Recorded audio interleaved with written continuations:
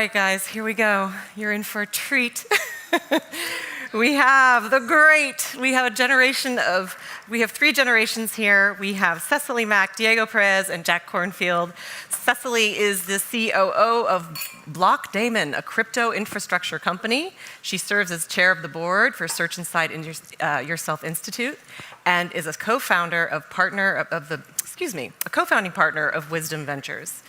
Diego Perez is a New York Times bestselling author and influencer on Instagram with over 2 million followers through his pen name, Young Pueblo.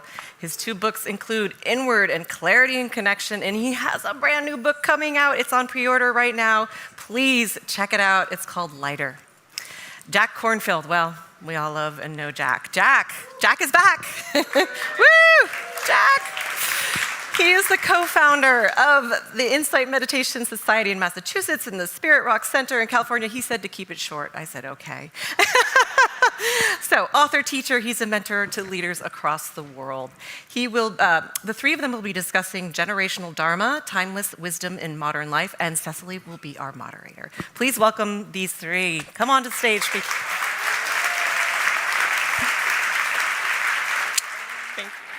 Thank you.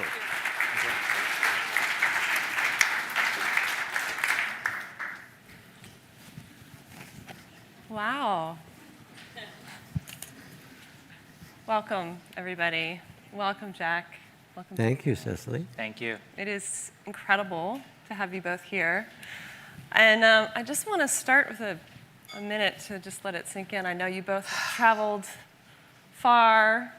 We're all emerging in our own way after a couple years of a whole bunch of different things for all of us. And it's just very powerful to have you here and everyone. Thank you so much. What a privilege. I know when we were preparing, Jack, you had some questions that you thought might be good to just familiarize ourselves a bit with who's in the room today. Yeah, it feels really important. First of all, I'm really happy to be here. I've been in Wisdom 2.0 since its genesis. And it feels really important to connect somehow and not just get on stage and be Dancing Bear or whatever, we're hired. Especially Dancing Bear is Russian, so but we'll leave that aside. We'll get to that. So I have some questions for you. How many of you are technologists, where that's your main work? Okay, I'm a minority. How many of you are therapists, counselors, teachers in the helping professions? You're helping those technologists. Okay, that's great. How many of you are scientists? Wonderful. How many lawyers? Yay, there's a handful. Parents? Oh yeah, about half the group. How many of you meditate in a regular way? Wow, that's fantastic. Many, many. All right, how many of you are concerned about the growing polarization in the society and the world? Pretty much every hand. How many of you are concerned about climate change? I want you to feel this too. It's not just that you raise your hand, but that we're actually in this together and in this conversation together. How many of you hope that technology will help solve these problems? And how many of you are concerned that technology could also be misused and make things worse? So look at that too. These are part of the reasons actually that we're here, to have this kind of a conversation and the time we're in. So yeah. I appreciate it because there's a way of feeling, okay, now I know who we are in this conversation. Yeah, thank you for doing that. Thank you for doing that. So we have some big topics we're going to get to today. I wish we had hours, but we'll make the most use of the time we do have. I wanted to start with something a bit personal. So we are all really effectively emerging on theme with this day from a couple of years of, for many of us, isolation, changes in the way that we work and live, relate to family and beyond. And Jack, I'd love to start with you just kind of in this moment, in this time. I know you haven't actually even been in a room like this since COVID began, so it's a huge honor and privilege that you've joined us today. How has this emergence been for you and your work and your being? I'm actually taking it very slow, partly because I'm about to turn 77, and I haven't had COVID yet. I'm sure I'm going to get it. But I'm putting it off a little bit and see. Please do. It's fantastic to see people in person. I mean, we've been longing for that. Look, Zoom has been a lifesaver, and it's been shocking to see how good it is in creating retreats and creating connection. And it's still a really limited channel, that screen. And there are things that we get nurtured by and need from one another. And so I'm just kind of coming out and going, I want to be cautious, but this is who we are. We really have to hold hands together. Yeah, beautiful. Thank you. Diego, how about you?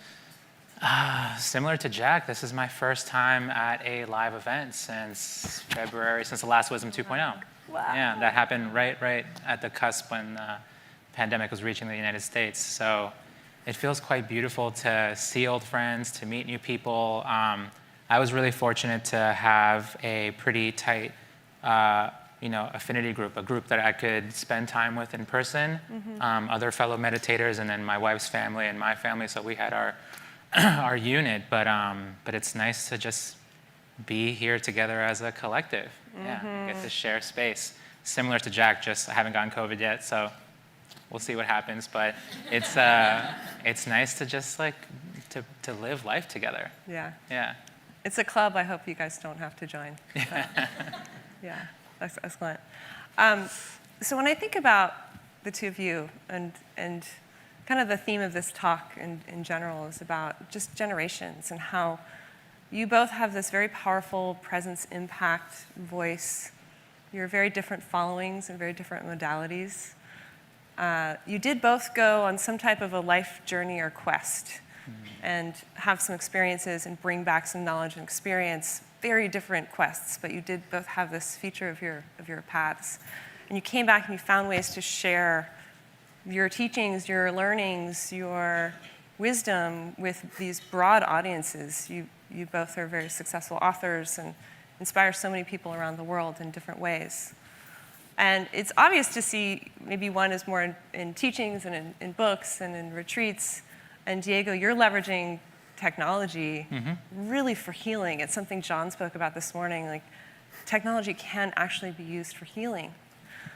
But I wonder, and maybe we wonder, are the teachings evolving also? Or is it just the way that we're delivering them that is kind of adapting to our times, digital or not? Yeah, that's a great question. I think it's kind of all the above. I think the teachings are definitely evolving because that's the nature of when you receive a teaching, it enters your perception, it hits you with some truth, but then it also goes outward through your perception, so it's not going to be quite the same as what you got.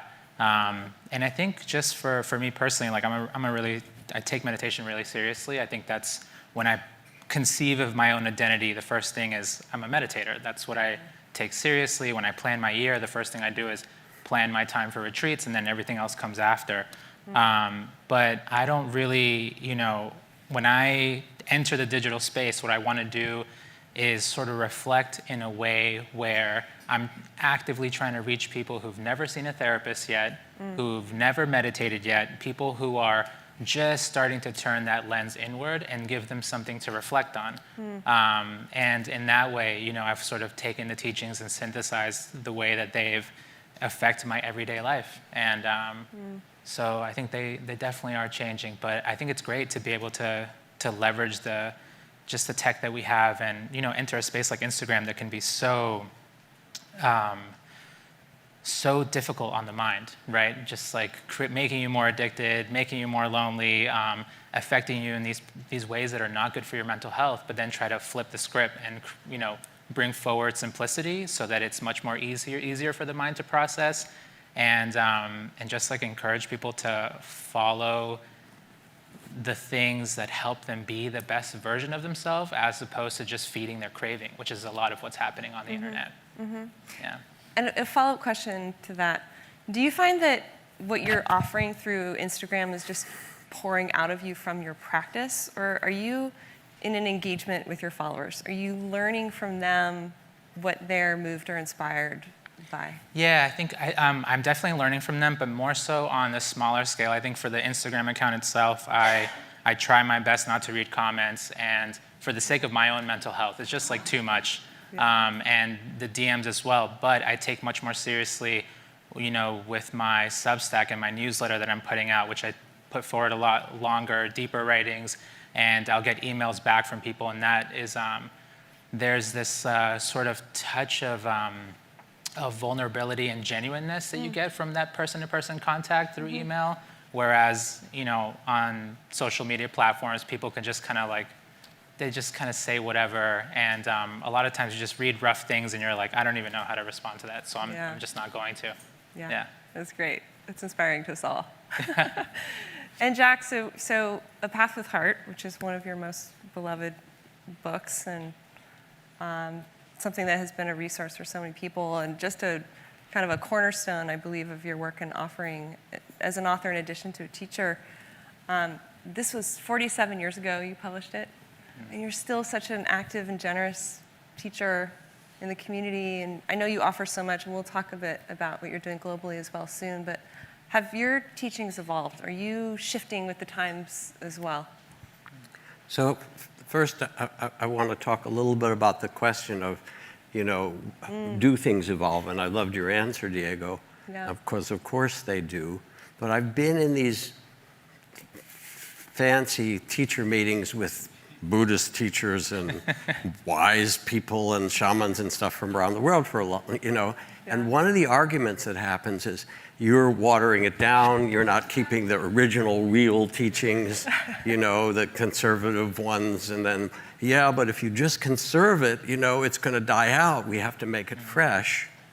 And I listen and I remember that, as the history tells it, that right the week after the Buddha died, he said, you can abolish some of the minor rules and things, you can change things.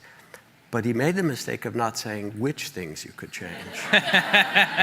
So all of a sudden there was an argument. Okay, well, he didn't say, so we should keep everything the same. And then these other people said, no, he told us we can change it. We need to. And they started fighting. And I'll sit in that room, I'll say, you are probably those same people born again to try and figure it out in this lifetime. But what's true is that the answer for things, we live in a very black and white culture, and the answer is yes. We need conservation, and we need depth, and that's really important. And one of the beautiful things is that online teachings have begun to show us is that there are ways to do that, but we also need, Buddhism was patriarchal, forget that whatever it is. We don't need that. Buddhism there are things that really do need to evolve and become more conscious, and both of those are important.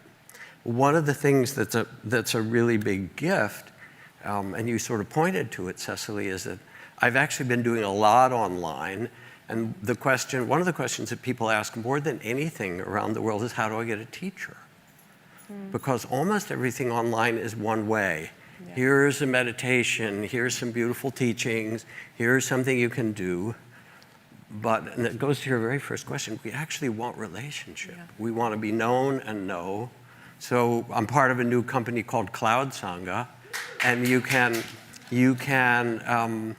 get a teacher who you meet with every week in a very small group for a year, and they get to know you and you know them and you work in your practice.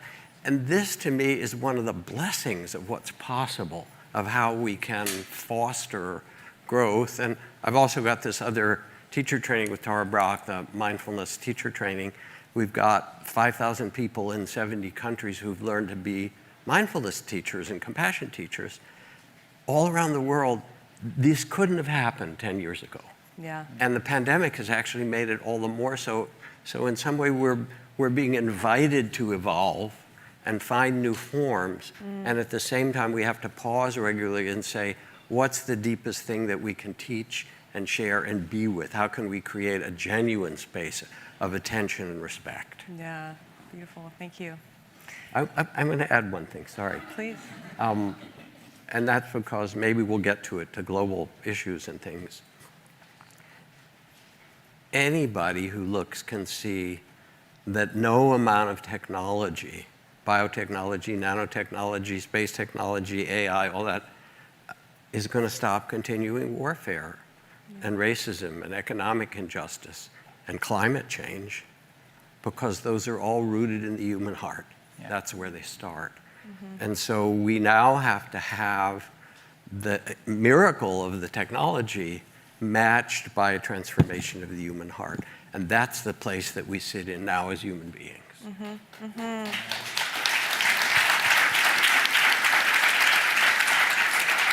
So thank you for bringing that to our awareness. We are in this time where we have all these channels available to us. And Jack, I've heard you speak of this recently, this kind of duality of existence we live within.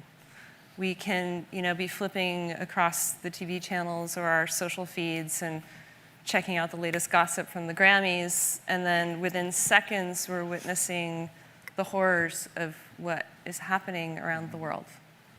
And I know you work with audiences and people, communities, and companies, many of whom are represented in this room, but you also offer practice groups in Ukraine right now.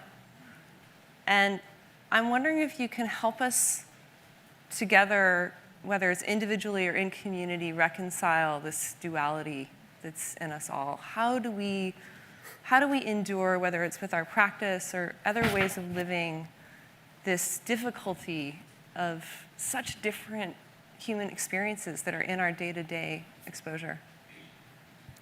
So first, Cecily, I just want to take your question in both personally, but for all of us, because we're actually carrying this in our hearts if we get quiet and pay attention, and it's a really deep one. And you use the word endure in your question, which is interesting and in a way kind of compelling, because what we're talking about is the human condition. Plato said only the dead know the end of war. Let that sink in for a minute.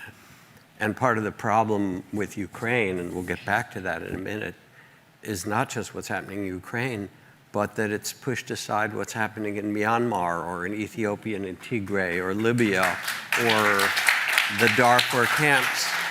I'll talk about that in a minute. But your question is, how can we hold this in the human heart while we also can go to Whole Foods and decide, do I want the French cheese or do I want the Italian cheese, and so forth, and we have our prosperity.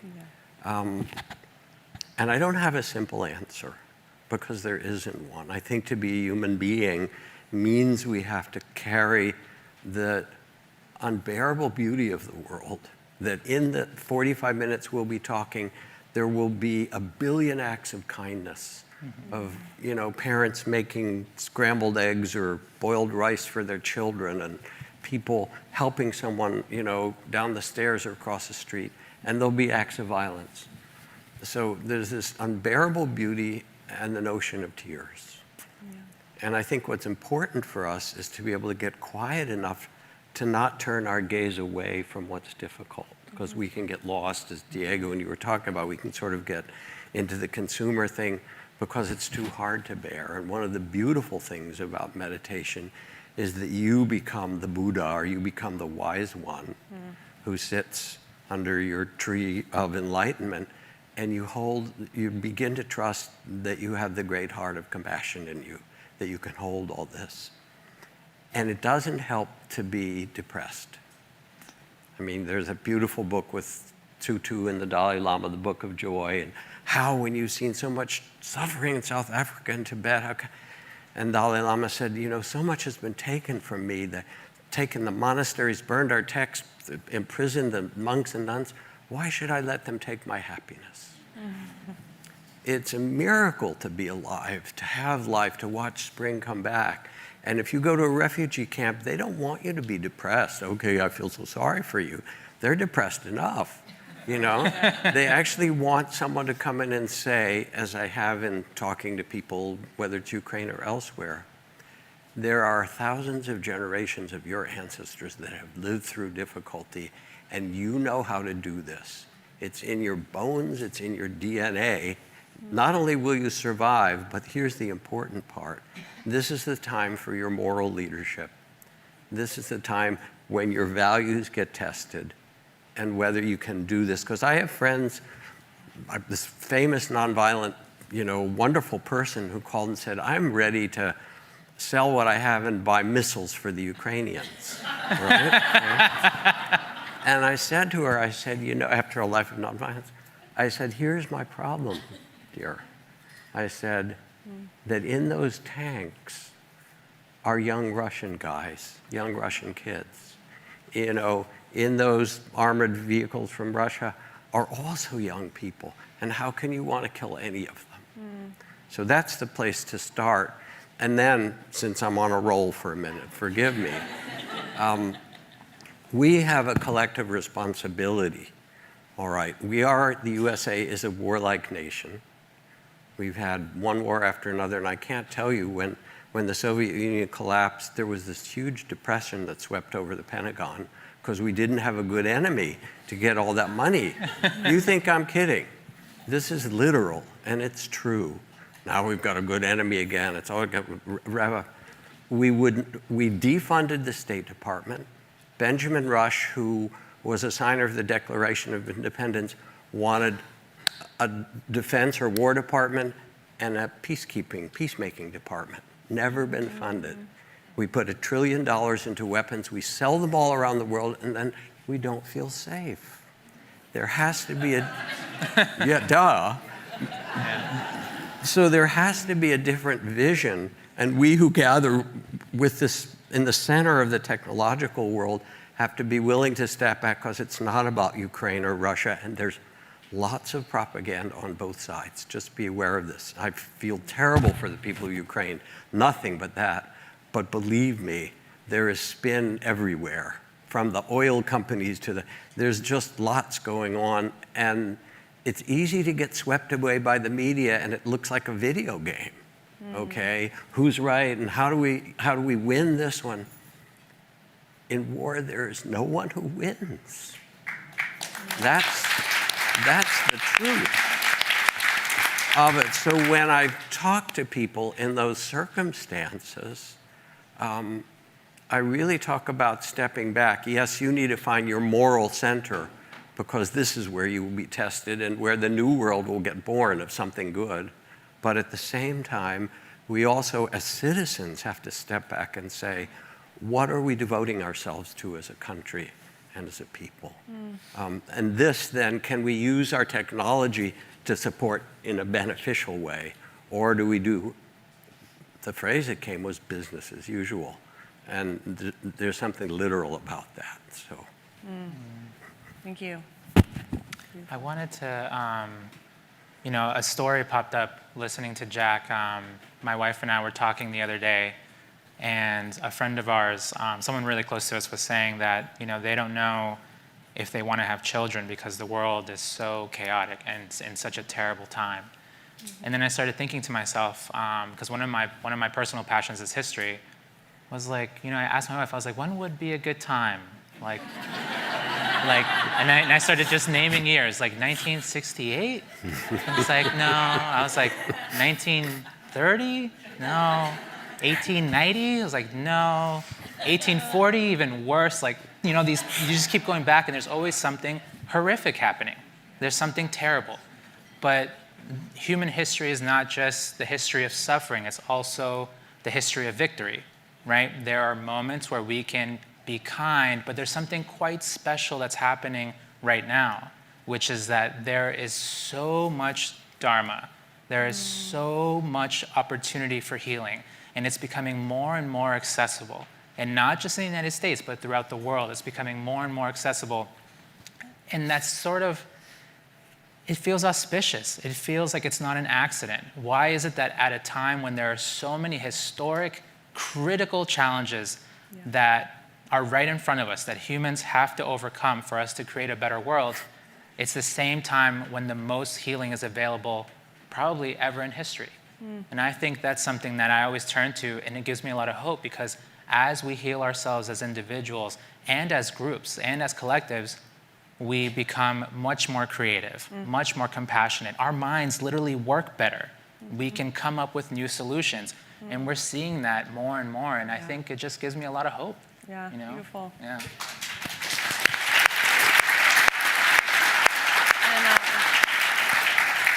You are really the embodiment of that, Diego, for a lot of us. So it's wonderful that you share your journey and how you've come to where you are and able to birth what you offer.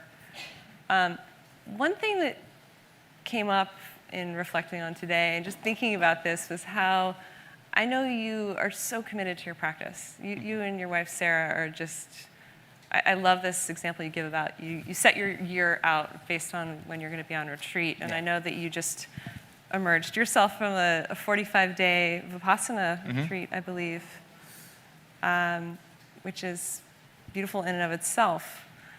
One of the guests was asking earlier, how does somebody who doesn't have 45 days to go on a Vipassana retreat because of their life circumstances or tolerance or appetite or whatever it might be, how do we start small, or how do we use small snippets of practice? And this is really a question for both of you. Yeah. How do we adapt to what we can commit to and what we can do for our own healing in whatever type of role or life circumstances we find ourselves in?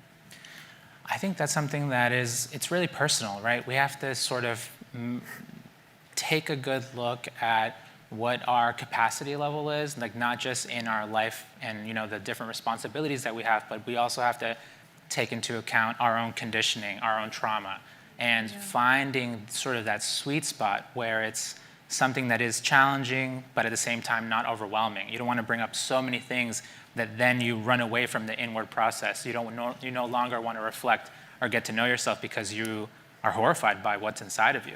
Yeah. But you want to find that sweet spot so that you can continue taking sustainable steps inward and start doing that liberational work. And I think it's beautiful. I mean, Jack was just talking about Cloud Sangha. That sounds something that it sounds very accessible. And there's so many different entry points that are available into your own internal landscape now. And it's not just about being able to do a 45-day course or a 10-day meditation course. If you can, I highly advise that you go do it. But if you can't, totally reasonable, and you can still find different techniques and practices that can help you start developing your equanimity, start developing your sense of awareness, and developing your compassion. And that's what's important, is if you do what you can, then we're all better off, including yourself. So, And Jack? Yeah. Thank you, Diego. That's beautiful. And we are all better off. It's like Thich Nhat Hanh's expression where he said, when the crowded Vietnamese refugee boats met with storms or pirates, if everyone panicked, all would be lost. But if even one person on the boat remained steady and calm, it was enough. It showed the way for everyone to survive. And then you say, well, who's that person? And as Miss Piggy would say, moi. It turns out that you can be that person, or you become that person. So here's a few things to add to what you said so beautifully, Diego.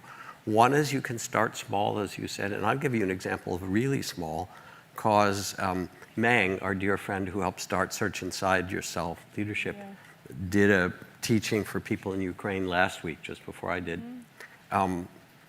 And there's so much trauma, and it's so hard for people to close your eyes and go in your body. It's just carrying so much.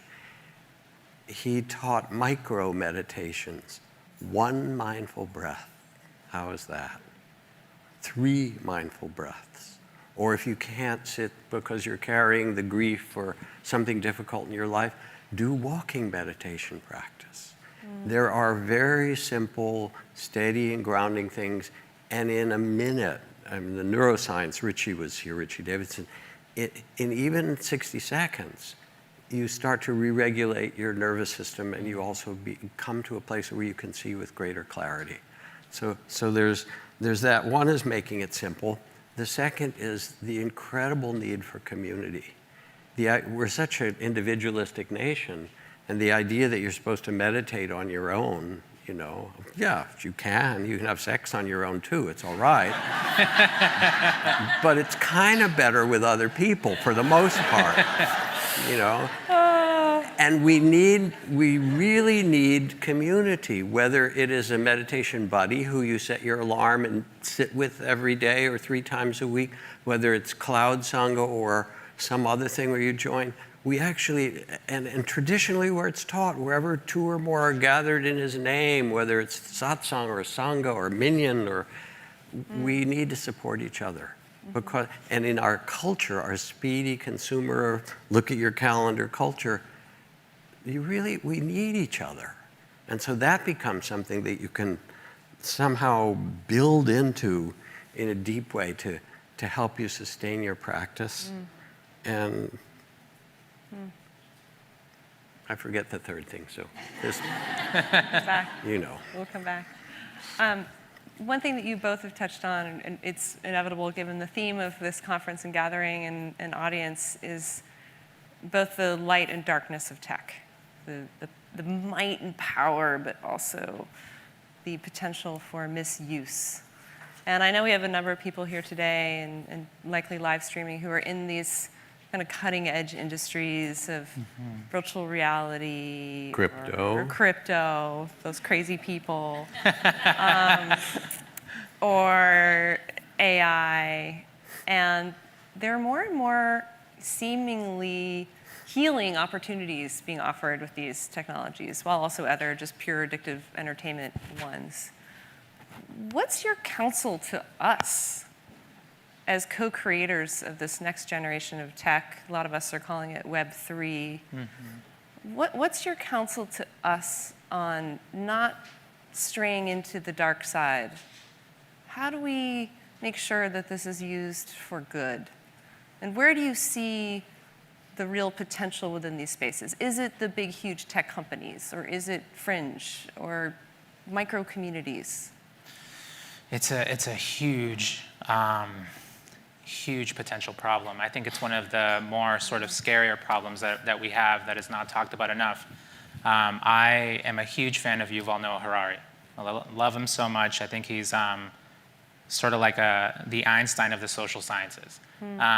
He's also a meditator in the same Vipassana tradition that I'm a part of, but he sort of is crusading around the world, constantly talking about the dangers of hacking the human mind and how easily through algorithms, through being able to take different like temperature readings, just all the data that we can gather from the human mind, how if that's placed in the wrong hands, in the hands of the wrong company, or in the hands of a dictator or some type of authoritarian regime, that you could potentially control human minds. And the awareness that he's building around that sort of super dark side of tech, I think it's just so critical so that we can learn essentially how to treat the mind gently. I think this is something that we, as the current generation that's alive here now, is that we need to make this a goal, is how can we treat the mind gently and support its freedom of perspective, so that we don't have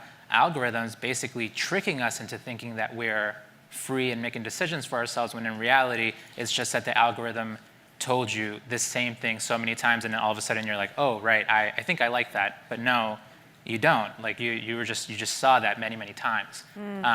So I think it's critically important, but to me, the same way that we as meditators should be walking through the earth very gently and trying to add harmony to any interaction that we're a part of, we need to bring that same type of energy into any products that we're creating, into the social circles that we're a part of, and in any companies that we're forming, because it could be a giant game changer. But the hacking of the human mind, I'm grateful that Yuval is doing that deep work to just let everyone know that this is starting to happen, and it could become much worse, and that we need to, literally do something big about this on the global scale, so that we don't end up accidentally enslaving ourselves.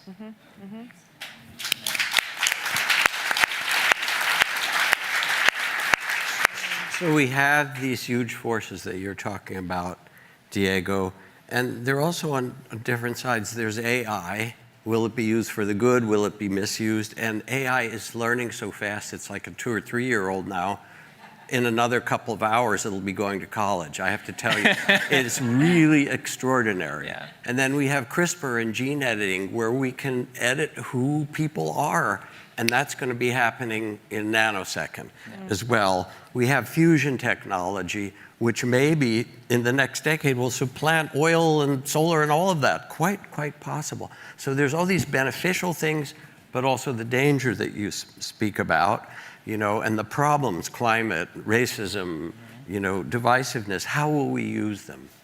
I was invited to the first White House Buddhist leadership gathering on a president prior to the last one, just so you catch where it might have been, and was able to give the kind of one of the summary talks.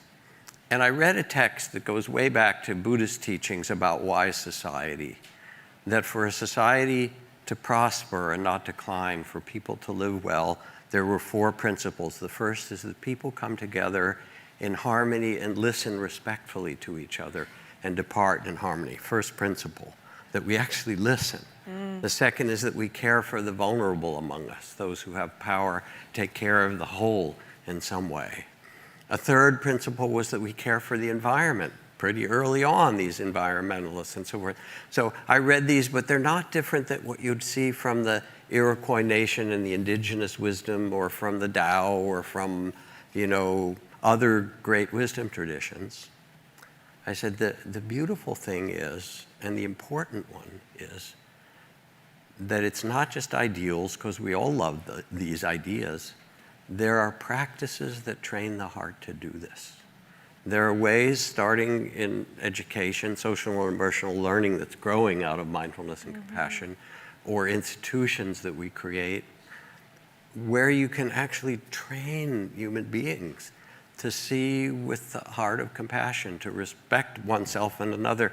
These are, now neuroscience says it doesn't take that much, and we can build these in so that instead of the forces leading us to automatons and consumers, there's this other possibility, and we have it within us. Yeah. We have the inner technology that will allow us to do this, that in many ways is a match for the outer technology, and we somehow have to bring that forward. And then the last thing is, one of the people I know who's at the forefront of the AI development said, when is it going to be conscious, right? And when is it going to supplant human intelligence? And what about the competition between the US and China and developing and all of these kind of things? And I said, can you build in values along with information? Can you make the principles on which it's created, can you make a bodhisattva AI, whose first principle is not only do no harm, but bring benefit to living beings? Can you install that in there? And maybe the last, because that's what we need to do. We really need to think about what are the principles of our technology that we're building. And then the last thing is, this is not going to happen in the big companies, because I've worked in them a little bit too, whether it's Apple or Google or Microsoft or, Facebook or whatever. It happens at the margins. That's actually where creativity grows. It's from young people, it's from BIPOC people, or it's from, the margins, revolutionaries and musicians and, hackers in their basements and so forth, visionaries in that way. That's really where the answers are going to start to come if we're willing to support and listen in that way. That the changes, they want to come from the human heart. We have to quiet ourselves and listen, ask the real questions. What are the principles underlying our technology that we build in? And then invite the ones who aren't in the conversation, to be part of it. Amazing, thank you. And hope that those creators themselves are in some form of healed too. Yes. Because our technology is only going to be the product of the builders, which is a lovely segue to something I'm very much looking forward to speaking with both of you about. One of my favorite topics, and you both raised it in your work, is the nature of relationships, personal, intimate relationships in your practice. And Diego, I know you write so generously on this topic, and so many around the world can just open one of your books or your feed and feel like what you write is speaking to them. You relate to us in such an incredible way. And Jack, you've also been very generous and open in your many, many years of offering your wisdom and teachings in some of your own humbling moments and in relationship and the role that practice did or did not have in preparing us. I might take the liberty of reading. I didn't know if I was going to do this, but I'm going to read a couple sentences from Jack's A Path with Heart. And then I'd love to just take a few minutes and hear you both reflect on relationships and how they're impacted by the Dharma. So Jack, you've just come back from your journeys abroad, and you're a monk, and you write, "But alas, when I returned to the United States as a monk, all of it kind of fell apart. I disrobed, I enrolled in graduate school, got a job driving a taxi, and worked nights at a mental hospital in Boston. I also became involved in an intimate relationship. Although I had arrived back from the monastery clear, spacious, and high, in short order I discovered through my relationship, in the communal household where I lived, and in my graduate work, that my meditation had helped me very little with my human relationships. I was still emotionally immature, acting out the same painful patterns of blame and fear, acceptance and rejection that I had before my Buddhist training. Only the horror now was that I was beginning to see these patterns more clearly." Thank you for being honest with us. It's beautiful. So they're not unrelated, right? I mean, having a deep practice and working on your own healing inevitably prepares us for the intimacy that can bring more of the same. But what have you, I'll start with you, Jack, what have you learned since you wrote this decades ago? And how does your practice help? I know you have a lot of special relationships. I will in your say a life. few things. First of all, I'm in a really wonderful, loving relationship with Trudy Goodman, my beloved, my wife, my partner, for the last decade or 12 years. It's fabulous, as you are with Soren. Thank you, Jack. And it's really gorgeous to watch. Uh-huh. And I'm not sure I'm allowed to say it, but it's really fun to see them. Well, we did. Great. Yeah. Now you're out of the closet, right? And they're wonderful together. So we're all supporting good relationships.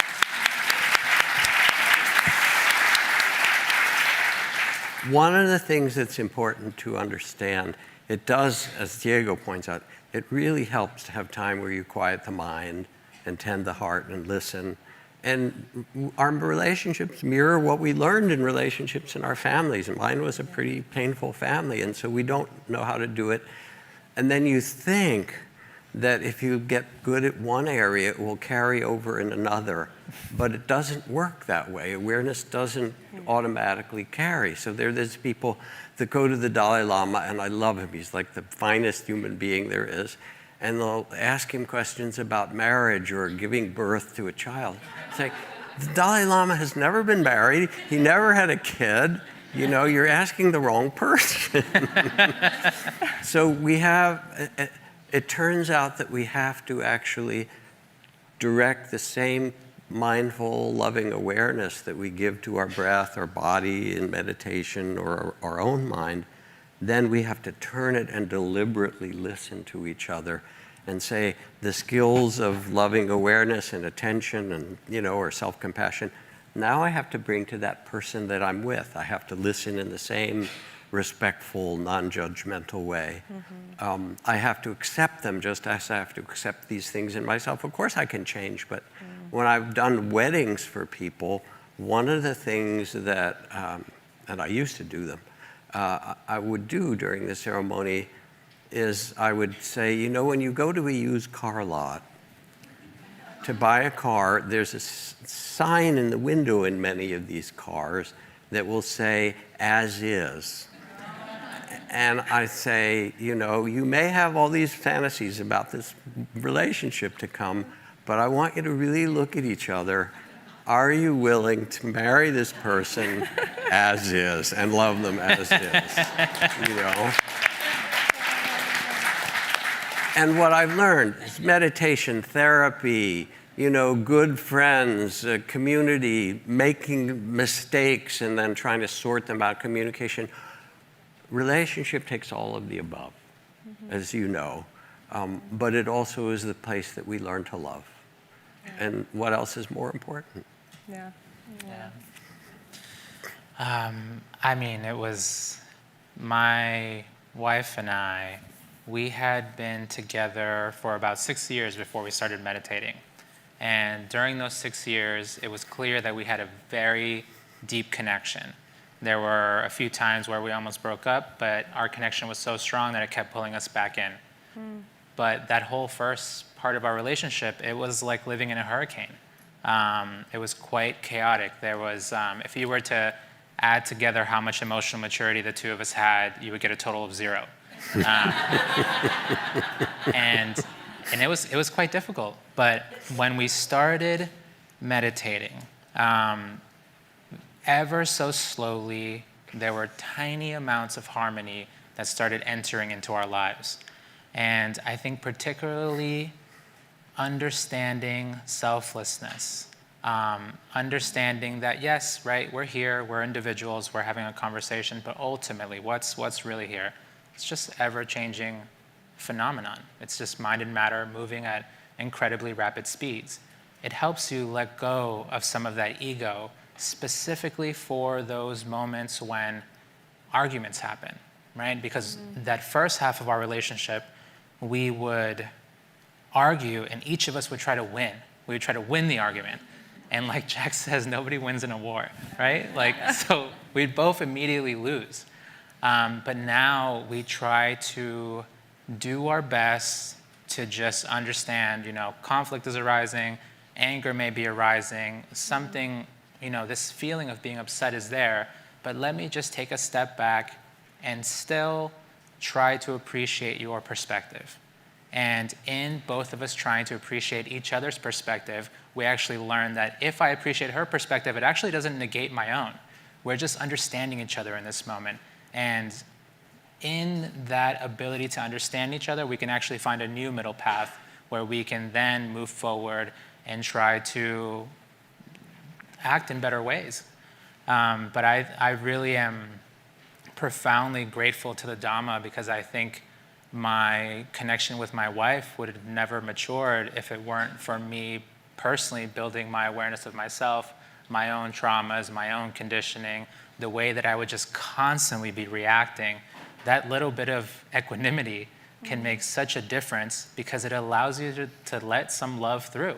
I love that in the Buddhist teaching, there is this elimination of craving, which helps you eliminate all of that heavy load, all this mental conditioning. But then what's left over? There's metta, there's loving kindness, there's sympathetic joy, there's compassion, and then there's equanimity. So to be able to give your partner your best, it takes mental training. You have to sort of just teach yourself very intentionally using that practice, and like Jack said, then taking that practice into your everyday life and just trying again. And that's what we ended up doing, and now we've been together for 15 years, and we still don't agree on everything, but it's beautiful because we take that as an opportunity to practice. Yeah. Let's see how we can handle this one. And we don't always get it right. We're imperfect people just like everybody else, but it has really been a true joy learning how to navigate the storms together and to be able to support each other because if you're a serious meditator, a lot of these meditations, they're purification techniques. So deep stuff is going to come up, right? A lot of us don't meditate necessarily in traditions that just aim towards bliss. No, we meditate to clean out the mind. And when you're cleaning out the mind, every day is not going to be a pretty day. Some days will be a little heavier than others. And to let each other know, we'll wake up and we'll let each other know our emotional barometer and be like, I don't feel that good today. I woke up and I feel sad, or I feel upset, or I'll feel something heavy that's passing through. And being in sort of that pretty consistent communication allows us to just step up for each other. Or if we both feel down, we'll just take it slow that day and do as best as we can, but not judge ourselves as we're moving through the storm. Yeah. But I think the practice has been just absolutely critical in allowing us to know ourselves and thus be able to love each other better. Yeah. Thank you. And thank you for sharing as much as you do about that too, because I think so many people feel like they need to have this complete version of themselves that's all healed and ready for a relationship, and you're so candid about how that was not your case, and you enter with this commitment to keep growing together. It's a slow journey. Yeah, It's a beautiful. slow journey. Yeah. Beautiful. Thank you. We're just about at time. We're so, I think I can speak on behalf of the room. Thank you both so much. Before we applause, Jack is going to leave us with a blessing. I will, but I have a little question that just follows Please. this talk. How many of you have made idiots of yourself in intimate relations? Don't bother. So that's the first question. We're all in this learning curve together. Yes. Amen. You know, this is part of being human. Yeah. And then you can hold it in your heart and say yes. And you said something so beautiful, Diego, about what I might call the mindful pause. Because you get triggered, we all get triggered in various ways. And to just notice, triggered, to take some breaths, to pause and center yourself, which is what practice trains you to do, whatever your meditation. Then you begin to listen, whether it's to that person or that partner, or to the dilemmas that we carry as a whole. Yeah. And I'm so happy that we get to talk together as a community, because we are holding a lot in this time. You know, and it's important that we gather together and listen, and maybe the most important thing, in some ways, listening to your own heart and taking time to ask, what's my highest intention, my best intention for this time and in this life with the gifts or the life I've been given in relationship to the world. So to quiet and set that intention, that becomes the compass then for how you use your time and your energy with one another. And so I close with a poem from John O'Donohue, wonderful Irish poet and pastor. And it's a prayer for peace. And so as I read it, you can also feel that we are part of the family in Tigray and Libya, and those who were in the Darfur camps, and the Rohingya, and the people in Ukraine, and the Russians in the tanks, all those young people, and so many others, that actually we want to hold everyone together as best we can. And I even do my loving kindness practice for the worst tyrants. And I say, may you be free from fear. May you be free from hate. May you be free from confusion. I can wish that for anybody. So here's the poem. For peace. As the fever of day calms toward twilight, may all that is strained in us come to ease. And as you hear this, you can feel it in yourself and spread it out across the vast world. We pray for all who suffered violence today. May an unexpected serenity surprise them. And for those who risk their lives each day for peace, may their hearts glimpse providence at the heart of history. We pray that those who make riches from violence and war might hear in their dreams the cries of the lost. That we might see through our fear of each other a new vision that will heal our fatal attraction to violence and aggression. That those who enjoy the privilege of peace might not forget their tormented brothers and sisters. That the wolf might lie down with the lamb. That our swords be beaten into plowshares. And no hurt or harm be done anywhere along this holy mountain.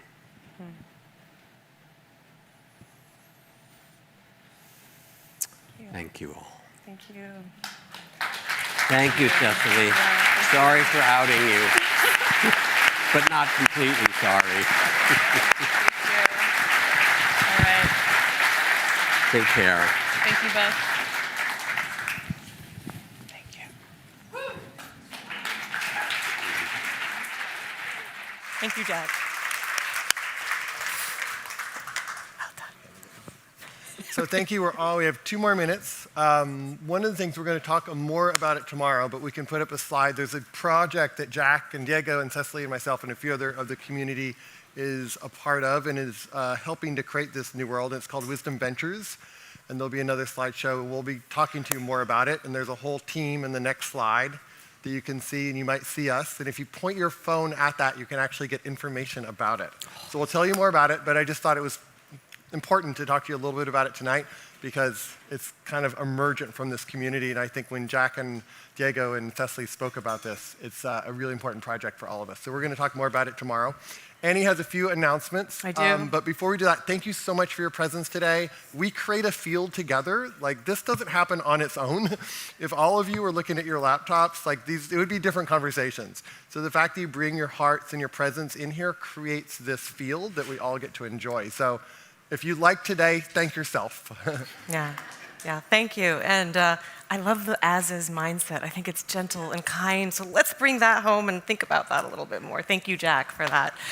Okay, guys, cocktail reception downstairs after this. Let's go have some fun, live music, cash bar, relax, release, let go down there a little bit. Birds of a feather. Dinners are tonight, so you guys know who you are and where you're going. So I think it's all online. Go have a blast, and let's hear about it tomorrow. All right, lots to talk about tomorrow. And that's it. We'll see you 9 guys a.m. tomorrow. a little bit before 9. Yep, for more of Laura's music. Good night, and digital audience, you guys too. Have a great night.